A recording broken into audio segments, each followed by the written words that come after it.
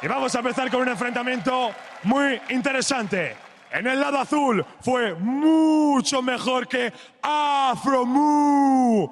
Y fue el hombre que borró el OP de Ron OP. Es...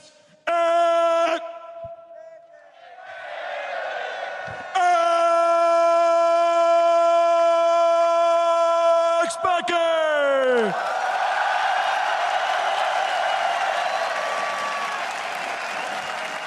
And challenging the hometown favorite for Team Fire, he's sitting on cloud 9 with 2 wins under his belt and looking for more. It's Impact! All right, gentlemen, good luck and have fun. Thanks for some really insane intros, Dash. Hopefully his We need to voice... start it out down here because we have a long day of 1v1s ahead of us. Yeah, I right? really hope his voice keeps up because this is like day one or game one of the quarterfinals. We're going to semis, and then I think the finals is even a best-off match. Yep. So if he keeps going like that, he's going to blow out his voice. Yeah, we'll keep track of how big that vein on his neck does get. Just adjusting my levels here. The play-by-plays from the... Oh, it's a Channel little, mode is they just turn like, it way up. I hear my voice just blasting in my ears. I'm like, that was Trevor. All right, Kobe is now joining me. So I've made an ELO upgrade for the final day of the 1v1s. We're getting ready for our first match, which will be xPeke versus Impact. Kobe, what's your take so far? I really am enjoying the people that are bringing the style to these matches, right? Mata definitely jumps out in everybody's mind, dude, taking down top names over and over on the Yasuo. I hope that xPeke has something because he was one of my favorites yesterday. He really made me enjoy the All-Star games. Something like a Garen pick, you know, that's not all you have to do. You don't just pick Garen and it's a great game. Kill. You have to pick Garen and do well, right? It's a way different story if you pick Garen and you just get blasted in the game. But, you know, get that double kill, kill Faker, like those types of plays. Especially when you kind of come into the tournament and everybody's like, oh boy, I hope Pekka is not washed up. I hope he does well. First game on the Ahri as well. Gets a really good flank, goes in. He's still in that 1v1 tournament when the likes of Bjergsen is knocked out, Doublelift is knocked out. So he's carrying the hopes here for Team Ice, and honestly, you can see what he picks up right now. 2 mages banned out and a Darius, so the easy mode champs are off the grid for Peke. Only 180 carry ban here with the Caitlyn, so plenty of those left up. Those are some of the less exciting ones for me. You know, also for xPeke, he may get flashbacks to like the summer season. Well, you talking about every time I talk to him, he's like, "Yeah, I love playing 80 carry. I completely enjoy the role." Urgot does qualify. Remember, guys, if you're just tuning in, they have a giant screen next to each other, and they can look at the screen. This is where Reckless failed. It's like, yeah, I didn't expect the enemy to pick LeBlanc. I'm like, dude, it was locked in 30 seconds ahead of time. I mean, look at the monitor. Right, we keep saying that, but very rarely, actually, a lot of the players haven't been looking over. So, you know, it's kind of instilled in you as a young gamer. Screen watching is that's taboo. So a lot of these guys playing with honor. But honor doesn't get you anything if you lose. Exactly. Gotta do them dirty, man. People don't remember you for your honor if you went out in round 1. Yeah, exactly. Cassiopeia versus Yasuo. That's a really fun matchup, but I think it might be...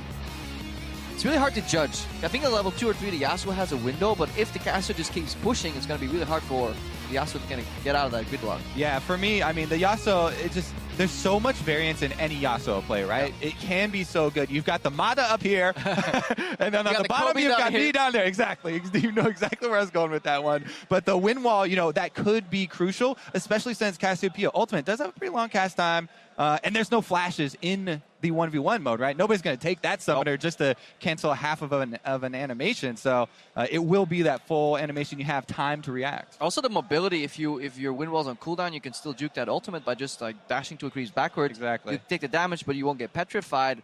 The skill shot accuracy for a Cassiopeia has to be so... It's like whack-a-mole on steroids when you're playing versus a Yasuo that's going left, right, up, and down in that wind wall.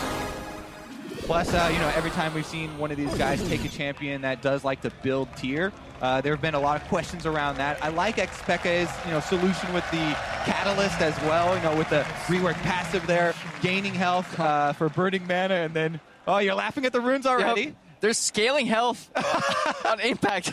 He's running health at level 18, so he's running scaling health yellows. I think that must have been a misclick. Well, they break even at level 6, so if he's planning on farming that late. Yeah, okay, but that's before the items kick in. Just quick, if you're a Yasuo 1v1 main, you want to run 18-0-12 according to Impact, and that's in line with what we've seen before, you know, offense plus warlords, and then obviously valuing the defensive options in that resolve tree.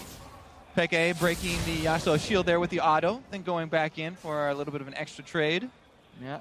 Impact, though, coming out ahead. I definitely want to position as aggressively as you can to start whacking at that wave, because xPeke has AoE, but Yasuo wants that level 2 power spike. Also, you want to start trading with xPeke as early as possible, right? Yeah. His level 1 E doesn't do much damage at all and a huge mana cost, so the efficiency builds up for these spellcasters, whereas right off the bat, you know, Yasuo doesn't have to burn anything to go for those trades. Yep, he just spams his Qs over and over, gets that focus up as well. xPeke, we saw it yesterday in the Cassio matches as well. You will run out of mana when you try to all-in early, so Cassiopeia is a champion in 1v1 that kind of spikes at 6 at the least once you have some items and some mana available. Yeah, I mean, just relying on Doran's rings and the execute there for the mana regen has been the plan. You know, he rushes back to get an early Doran's for his first purchase and then straight into something like that Catalyst or maybe the tier. Impact dodging some of the damage that was trying to, getting close to xPeke here.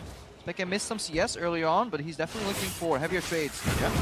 He's the moment where they go all in. I guess low. Late ignite from Impact. Impact down though. It's absolutely crushed him.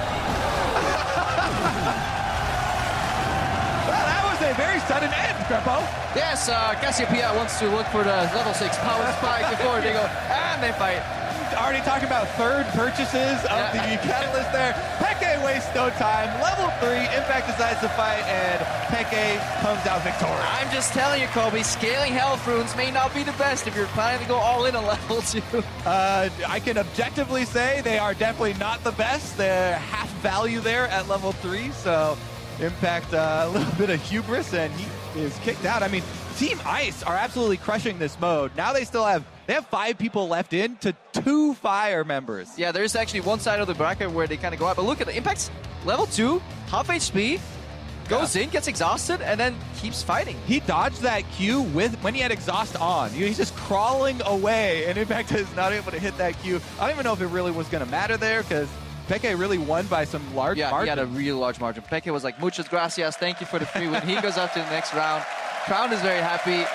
It would be amazing to see him make it to the final, just from like honestly, local hero. Make it to the final, then Garen 1v. I'm just kidding. Garen mechanics not exactly exciting in the 1v1s.